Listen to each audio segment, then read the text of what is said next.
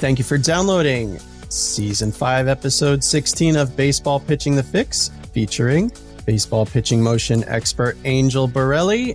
I am your host, Joe DeMers, and here we are in the off-season where we are engineering the pitcher and getting your pitchers ready for the upcoming season. We are currently recording this at the end of November, beginning of December.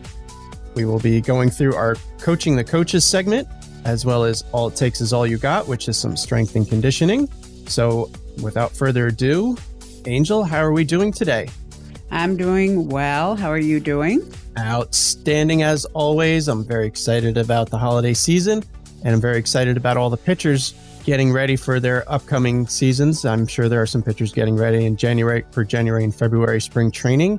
And toward that end, Angel, what innovative new ideas do you have for the coaches and their throwing programs? So what I've done, Joe, is as you know, we've been discussing the throwing program for the last few shows with different ideas for how to start to create them. And what I did today is I came up with a list of ideas and innovations so that all of you coaches out there can maybe look at this season a little bit differently than maybe you have in the past. I know we always have to get organized and we have to understand what our pitchers need, but this time is so golden at the beginning of the throwing program when they're throwing short distance and then they're throwing their pitching distance. And then no matter if you're somebody who is going to be into long distance or whatever, people know my opinion on that, but it doesn't matter. No matter how far you're going to take a pitcher out, he's going to have a few weeks, probably 5 or 6 before he could even get past 60 feet. And those weeks are so important because what we want to do is we want to use those weeks to actually start to recreate anything that needs to be recreated in the pitcher. And, pitchers change year to year, so sometimes you have to watch what they're doing to mix it with what you saw from the last season and also what you're going to be dealing with this next season. 45, 60 feet is the perfect time to be creative about what you're going to do. And what I want to do is I know that the throwing programs will be probably starting somewhere in first, second week of December. But what I want to do is give you some ideas to ponder so that when you get the guys together the first time, you have some solid things you can do. And the things that I'm recommending are things that I've done, of course, for years with my pitchers, because I have tons of pitchers that come to me for this purpose. And you don't have to be on a mound to see what a pitcher's doing, particularly if you have information from last season as to some of the problems. So the first thing I want all the coaches to do, and believe it or not, this is something you're going to be better at than I am, but it is very, very important, and I'll tell you why. The first thing I want you to do is I want you to line all your pitchers up, and I want you to have them each have a baseball, tell them to take a 4-seam grip, and all of them raise their arm up in front. So for those of you who understand angles, it'll be 90 degrees of flexion. So the arm is straight out in front as if your arm were, going to catch a raindrop, but your palm is down, and they're showing the 4-seam grip straight on. So as you walk down the line, you're able to see straight on the grip of the 4-seam. Now, the reason why I'm telling you to do this is we know that we have to get a handle on all these injuries. And the forearm injuries are, of course, the injuries that lead to the Tommy John surgery.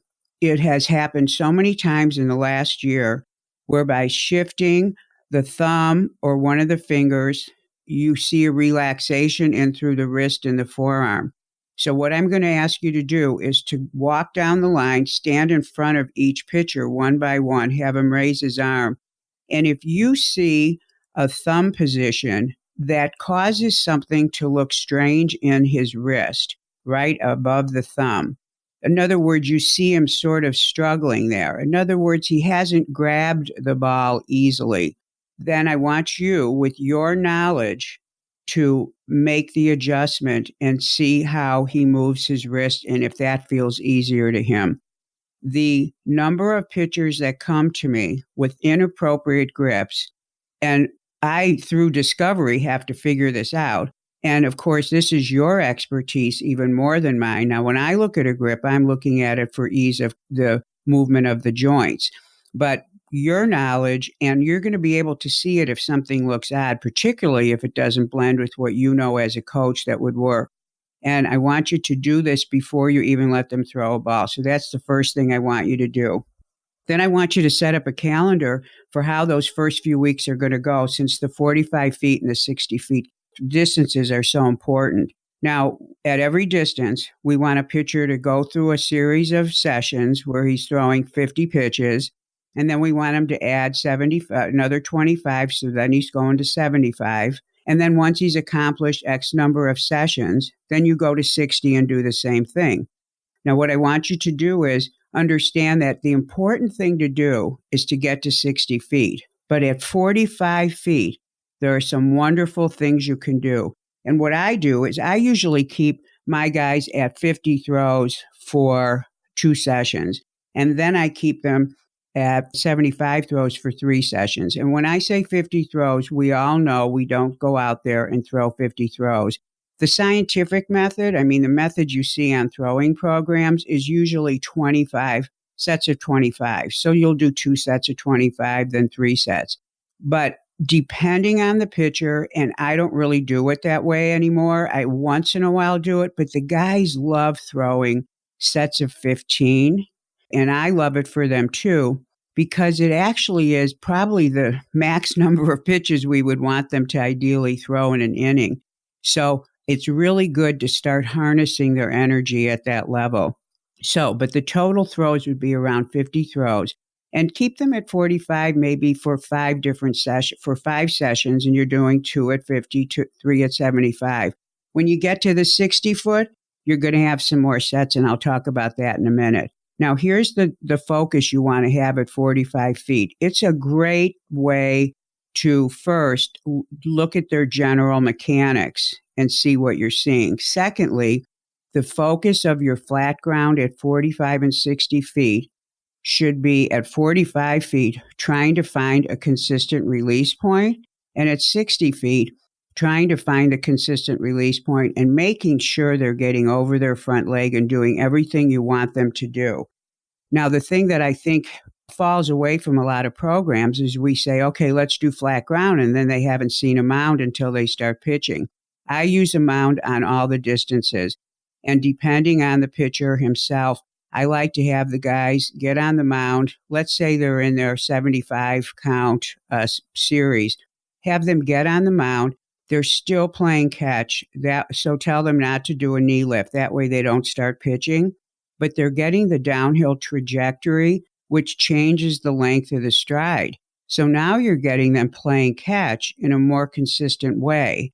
And it's a great tool to use. The other tool that's fantastic is at 45 feet flat ground, have the partner get down so that he's in a catching position. And again, do this when you're in that 75 count series, because you want to take advantage of doing innovative things. And this way, they're also getting a chance to look at their release point and kind of create a different angle for themselves flat ground. So this is a great thing to do at 45 feet.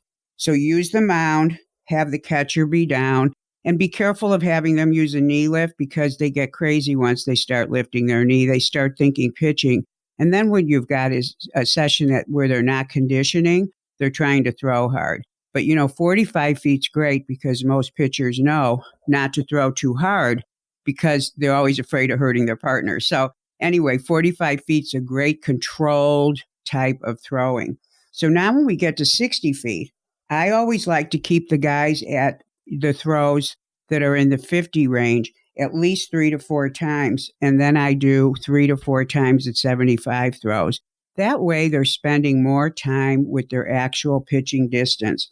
And again, I use 2 methods that I think are fantastic. One is we have them throw 60 feet flat, as you would, checking out, the different various things you want to be looking for.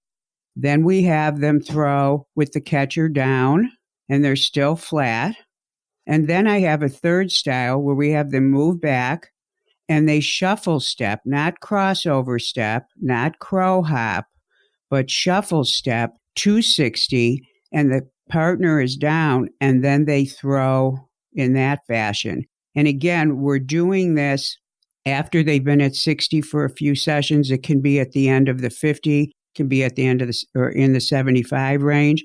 But these are some methods that start to get the pitcher feeling consistency with his release point and also having something that is starting to introduce power, particularly when he's doing the shuffle step down into the partner that's down. Again, we use the mound where the partner is up and he's at 60 feet. And so that the pitcher is now getting a stride that is a little better length. I don't usually have the catcher down at 60 feet during the flat ground throwing section because it's 60, because the catcher's down, the pitcher's going to start trying to pitch. And we want the focus not to be about necessarily, we don't want him in his motor control center in his brain where he's just repeating habits. We really want him to be working on his release point and being consistent with his mechanics. So does that make sense so far, Joe? Yeah, it does. I do have a couple of questions, though. Okay. Some really simple things just to get out of the way. So if the partner is standing up, should they be putting a target kind of low, like down toward the belt, or does it matter? I don't think we've ever done that. Now, here's when I have done that. When there's a pitcher that's completely wild, and I don't usually see this at the higher levels, which is mostly what I work with. But let's say I've got somebody who's completely wild and I'm seeing my catcher reach all over the place. I will have the catcher hit the catching partner, give him an early glove, and I'll say, look at that glove and hit it, and the target will be out there. So I think in cases where you're seeing something really odd and he can't hit the glove, you do have to do something like that. But normally you've got the pitcher working on the release point and the way his mechanics feel to him. And, most guys are going to hit a normal glove no matter where it's at if they have anything decent going on. Do you know what I'm saying? With youth pitchers, that may be important. Yeah, so that's the idea for that could be done. Right. Yeah, I'm asking because, we're talking to coaches out there, and while we'll have a few elite guys who have no problems with their control, if you have 10 to 15 pitchers on your staff, you're bound to have a few that are all over the place and can't play catch without focusing on some kind of a target. So I was wondering if we wanted to put the target low just so that they're starting to go toward that downward plane, or? No, I think the downward plane comes if you have the guy down. I don't think you do that with the glove. I think you put the glove exactly where it would be when you're just playing normal catch, but you put it up there early so the guy can see the target if he's having target problems. Once you want to work on a downhill trajectory, the only way to do that is for the catcher to actually be down. You don't want to have a fake downhill trajectory. Okay. So you either are downhill, you're either going downhill because you're working on the stride length. The stride length is different, or you're working on, you get a longer stride when you do the run up, but when the partner is down, that's when you're getting a trajectory difference. But I think when they're playing catch, it should be normal playing catch. I like guys to know the difference between playing catch and pitching. I think that's important. So these variations somehow dial them into some different things, but it gives you a chance to focus on some of the different characteristics and things you want to be looking at, which is the next thing I want to go over to give coaches some idea of things you can do. In other words, we don't want the guys to just go out there and do what I see all the time. They're just throwing the ball. They don't have any purpose for it. Sometimes they're using mechanics that are so bad, and that's not how they throw. A pitcher that's warming up and playing catch should not be throwing sidearm or flinging the ball or tossing it or doing whatever. He should have what looks like a normal motion, making sure he starts sideways, steps and turns, just like he does when he pitches. And I think this is where programs really fall short. It's like, okay, things don't really start till we get to the mound. No, they start the minute you put a ball in your hand. And I think that for pitchers to be taught that is a really great thing for them to learn at an early age, especially. Okay. And toward the end of wanting to make a difference between playing catch and pitching, while we're doing this playing catch, it's just four seam throwing. There's no mixing in sinkers or change ups or anything like that. Just four seam throwing like you were almost as if you were a position player. Well, that's completely up to the coach who already has his own system for how he likes to work with pitches. So I don't have anything to say about that one way or another. But I do know that when a pitcher comes to me, depending on what his story is, we may, in fact, the pitcher will usually say to me, can I try some two seams? Can I try this? I go, absolutely. Now, of course, he's in his 45-foot throwing segment of his program. He hasn't been throwing, probably not a great time to be throwing sliders and curveballs. And also, too, I learned this from coaches. Until a pitcher shows some efficacy with the four seam, you don't want him to even be working on anything else. And youth coaches always tell me the four seam changeup combination has to be solid before they learn other pitches. So I learned that from baseball guys. So it makes sense that if you got a guy coming off of rest and he starts throwing and he's throwing aberrantly with a four seam grip, that's when you say, okay, give him an early glove and you keep him to the four seam. So I think that's really up to the coaches. But I know that we like to keep everything focused. And in terms of conditioning the wrist and the elbow and the shoulder, conditioning the forearm is the simplest with the four seam grip because you're not getting any type of weird rotation or necessary rotation that you would get with some of the other pitches, particularly the pitches that require that thumb to be in a different place or some placement that actually, turns the forearm. You want straight up joint actions when you're re-entering a pitcher. And this, of course, has more emphasis if your pitcher has a history of surgery or pain. And of course, I think I mentioned this in one of the other programs. Before the guys are out there, you should have some sense of their history. And also, what did you think of them last season? And so for each guy, you may have a different thing that you're going to be focusing on, and that'll help you make those decisions. Yeah, that's exactly how I've always handled my pitchers, no matter what age they were. We always had the four seam.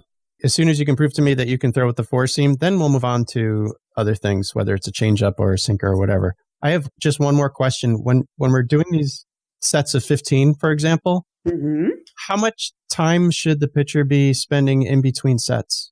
Well, they're not going to want to take, you always want to say, hey, we're going to do this in kind of an innings format. So, a pitcher might be sitting in a dugout for X number of minutes. They're not going to want to kick around dirt for that long. Usually they just walk up to their partner, they stand around, they talk. So it's going to end up being a minute, 2 minutes, 3 minutes to really, really recover the chemistry of the muscle. 2 to 3 minutes would be probably perfect. Now, if you've got pitchers getting out of breath, let's say you're doing the run-up throwing where you're having them run, shuffle into the shuffle throwing, we'll call it, the shuffle into 60 feet and the catcher's down. They can only do 3 or 4 before you're going to see them out of breath. Always educate your pitchers that they are never to train out of breath. I don't care if they're running or whatever, because they're not. That's a different type of athlete. They're using a different type of system, and they're not going to be at 100%. 100% is what every pitcher needs to do when he is pitching. And that to be 100% and to be completely 100% for that moment, meaning 100% on your first throw is going to be different than 100% on your 30th throw because your body's not warmed up. So you're giving perfection, but it's not going to be with the same intensity. When you're out of breath or you're feeling tired, you're never really fully there. So you never want to throw a ball. And pitching's great because you get 20, it's about 20 seconds between pitches. So you don't want to see your pitchers, if you have them doing a particular style that's more intense, you don't want to see them throwing out of breath. They need to recover. That's why the 15 pitches is so good. All right. Well, those are my questions for now. Please continue. Okie dokie. Okay, so now what are you going to be looking at when they're doing this throwing? So first of all, at 45 feet, and especially when they're throwing downhill, and if you have at 45 feet the catcher down, which I love, it really gives the trajectory, but the pitcher has to hold back. This is a great time for you to look at if he's getting over his front leg, if he has a follow-through that is correct. So getting over the front leg is something every pitcher needs to learn how to do, because the pitcher will have, the best chance for reaching a higher velocity. Secondly, the deceleration of the arm after the throw is critical to keep the guys from getting injured. So for them to learn it and practice this at 45 and 60 feet is essential, that they come down from their release point diagonally and they wrap their arm around their waist. They don't cut it off. All you pitching coaches know when a pitcher doesn't finish his pitch, what it looks like. There has to be a release of the elbow, and that saves the back of the shoulder, the back of the elbow, the bicep, everything else. So you want to be, during all these throws, making sure that they are decelerating correctly. The other thing that's really important, it's probably the first thing you might want to look at after looking at their grip. So you've already looked at the grip. You want to make sure when you see them throw that they are stepping out on a straight line and they're not crossing over, so that the right-handed pitcher is not taking his left foot and moving it so far to the right that he's completely crossed over, which will affect the way his hips come through, which will affect the way his arm comes through at delivery. Now, yes, we know, and we've, of course, addressed this on podcasts, there are many pitchers who make their living stepping across their body to throw because they hide the ball really well and, for all these other reasons. But it is the number one reason why an elbow or a shoulder gets injured, because if you can't get the hips through, the arms lead the way, and you're not able to really accelerate through the shoulder if you're off balance. You end up, throwing more like a quarterback where the elbow comes through first. So this is a great time. And even if this is a pitcher who, if you feel like you want to change his stride or whatever, his stride landing once he's pitching, but during the first few weeks, you really want to teach really clean, efficient mechanics, because there's no stress of throwing strikes. There's no stress of winning games, but you have a chance to let the body actually move the way it was designed and not come up with some weird configuration because it helps him throw strikes. So that is why this time is so beautiful. And Joe, you remember we've talked about this a lot with the stride landing, right? Yeah, it's too bad that Chris Sale never listens to our podcast. Oh, that's funny. Oh, well. So anyway, and then the other thing you want to see is you want to look at the way they're coming out of the glove. When you coaches are walking around, see if you are seeing them come out of the glove correctly, to where they're not showing the ball unnecessarily, like being on a diagonal plane where the hitter can see the ball for, like, when he comes out of the glove, when it's over his head. Deception is of course the most important thing for pitchers next to location. And this is a great time to look for that. Now, why is this so great? Well, because first of all, they're going to absorb corrections to this. But if they can't come out of the glove correctly, playing catch at 45 feet, they're going to have trouble on the mound. So these are some really important characteristics that pitchers have to adopt. And so it's a great time to do that. So those are the ways that I want people to start thinking about creating some really cool throwing programs. Now, I just want to talk for a minute, and then I'll be done with this topic on the longer distances. So here's what we know. So let's say you have accomplished, it maybe takes you 2 weeks to get through 45 feet, takes you 3 weeks to get through 60 feet, give or take. So let's say you're 4 or 5 weeks in and you are deciding you want to take your pitchers for longer distances. And let's say you've had a lot of success. You're seeing guys with consistent release points. You're seeing good mechanics.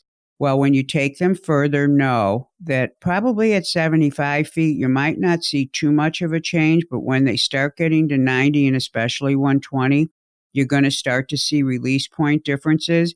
As they get further beyond 120, you're going to see front leg differences, the way the knee angle is.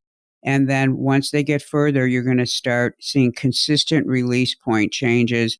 And if you just spent 5-6 weeks working on that, you want to be aware of what you're doing. And also you want to come up with a plan for how you're going to handle this. so that they don't lose sight of what they just learned. This is why, in the work that I do, I stick with what the job is for the pitcher, because I don't have time to teach him, then have to reteach him because he's done something in between that has lost the pattern for him. So as you go further distances, know that they may need more recovery, know that their mechanics are going to change, and make sure you're checking in at shorter distances to see if they somehow are able to bounce back, so you lose all the work that you've done. Well, all right. That's really good stuff, Angel. And I think that we're going to be able to get a lot out of that, all the coaches out there. Now I think we should move into our strength and conditioning segment. All it takes is all you got. So for those of you who are in front of a computer, now's the time to go over to Angel's YouTube channel and follow along with us, the videos that we'll be taking a look at. And if you are not in front of a computer, if you're listening on your phone or in the car or whatever, just make a mental note that when you get home and get in front of a computer, just fast forward to about the 28-minute mark and follow along with us on Angel's YouTube channel. So, Angel, let's talk about the videos that you have for us today. Okay, so, I think I tell everybody, my background was as a strength and conditioning coach, so I'm able to use exercises as tools to change mechanics. So I do very skill-specific training with my pitchers. So once I know what we have to change, or once I see them on the mound and work with them to see what has to change or be adjusted, I come up with either create an exercise or use an exercise that exists to actually teach them to embed the movement skill into their body. Pitching is a sequence of athletic skills, the ability to lift the knee and not fall all over the place, the ability to stride correctly, the ability to get over the front leg. Every part of it is attached to a skill, and it's attached to a movement of a joint. And when you're in the gym training, you're training your muscles that cross the joints. So I match the need to an exercise or a drill. So in the first video that you will see one of my pitchers doing, so there's an exercise in the gym called the good morning. And the good morning is usually done standing, and it is an exercise that actually works at the level of the hip flexor, and it's actually a low back strengthening exercise. Some hamstrings are involved. So what I did is I put my pitcher onto this I just found a place for him to sit in the gym where he would not be sitting on a chair with his legs straight, his thighs straight, but he would be sort of what I call a bar stool sit. So he's at a certain angle with his leg. And what he's doing here is working through his hip joints and working with the position of the low back and the rib cage being up, so that he's actually practicing the skill of the trunk tilting forward. And as you can see, as he's moving, he's tilting forward, and his shoulders and his are pretty much out at the level of the front of his foot. So this is kind of a movement that starts to build in the ability and the feel and the skill of getting over the front leg. This pitcher has a very long upper body, so for him to go forward over the foot when he's not going to be sitting is going to be a challenge. But the hip flexors need that conditioning, they need that strength, and he needs that self-awareness of how to do that. In the second video, I then take it to something that's very specific to pitching. So he's a right-handed pitcher, so I put him into the ball release position, and then I have him take a weight, and you can see he's not working with a heavy weight. In the first video, we just had a bar across his back. So now here he is with a light weight, and he's really developing the ability to hold on to his left leg position as he goes forward. In other words, he's going over his front leg without pulling the knee backward as he goes over. He's actually using his strength to be able to, do this movement, which is exactly like pitching. His back foot is something he's also becoming aware of how important it is in terms of stabilizing him as he's doing this, which in pitching, that's one of the most important things. So many pitchers pull their back foot off too soon, and they have no choice but to pull backward on the front knee. So this is a great exercise. And of course, while you're teaching your pitchers to do this, you are teaching them why they're doing it and how to feel the different pieces of this. So then, of course, to make it very, very skill specific, I took him outside, and this gym happened to have, as you see, a little kind of driveway there. And so now he's doing the same movement downhill because now he's got a different thing to process through his front ankle because he's downhill. And you can see him using his back leg for stabilization. You can see he's got a lighter barbell on his shoulders. He intuitively knew to go change that weight. And so this is what we did. And then later this afternoon, in the afternoon, we went out to the mound. He's not throwing right now, but I actually took him through this sequence on the mound with his cleats so that he really could process what he has to do here. And after a few tries and making errors, the pitchers start to get, for example, whoa, if my back foot isn't solid on the ground, I can't go forward. If I'm not strong behind my front knee, I can't maintain that height of that leg. If my ankle isn't correctly positioned on my front leg, I'm not going to be able to keep that knee angle. And if my low back isn't in this position, I'm going to be using my trunk muscles in a weird way instead of the leg and the hip muscles, which is what is required. So aren't these 3 cool little videos here? They're very cool. And my back is hurting just watching him go over his front leg. I know. And he didn't do 100, even though this video keeps replaying. So, yes. So anyway, I call this the good morning sequence. And it's one of the exercises I use to help pitchers feel and understand what getting over the front leg does. And of course, they put the barbell down and then they go through their pitching motion and they absolutely love it. So what you want to do with mechanics during the time that they're not throwing is to work with the mechanics, because the minute the ball gets in the hand, they go into their normal patterns. So by having this be completely in a different environment, no ball, nothing, they're able to feel and learn and understand. Pitchers need to understand what they're supposed to do. And when they understand what they're supposed to do, they have a better chance of being able to do it. So, and, I'm a fanatic about getting over the front leg because it's the easiest way to add velocity. You don't have to jump through hoops and buy all these things to try to get velocity. You shouldn't even be looking at those things unless you're doing all the things in the motion that actually accentuate your ability to have top velocity. So the good morning sequence is my all it takes is all you got movement, skill-specific training for this episode. That's awesome. There are a lot of pitchers that we've talked about on this podcast that would benefit from that exercise. And just because it's called the good morning doesn't mean you can't do it in the afternoon or the early evening. I know it's an old-fashioned bodybuilding exercise, and it's the most incorrectly done exercise as well. But when I actually designed it for a pitcher about 2 years ago, and I had him sitting, I said, a seated good morning is actually a training exercise that we use a lot in Olympic lifting. So I said, if I take that seated good morning and raise up the seat so he's not sitting like in a chair, then I'll bring in that angle of the leg. And then wait a minute, if I have him stand up and he's in his ball release position, it just took on its own life, and pitchers love it. And it gives them that sense of how they have to work. And listen, they are working hard when they're doing this. So, coaches, I always say, before you teach something, do it yourself.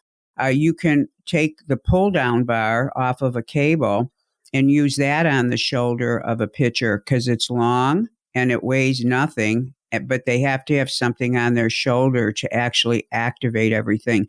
The position of the low back has to be like you see on the video. The back is in extension.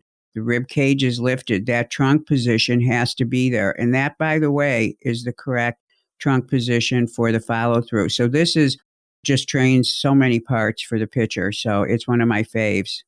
Yeah, that's a good one. So if we're out at the ballpark, is it okay just to use like a bat or a fungo or something in place of the barbell? Yes. We took a broom out of the dugout when we were there because I brought something and it wasn't long enough for him. But yes, as long as the bat's long enough to where he can get his hands on it and doesn't feel all cramped up. But yes, and having their cleats on.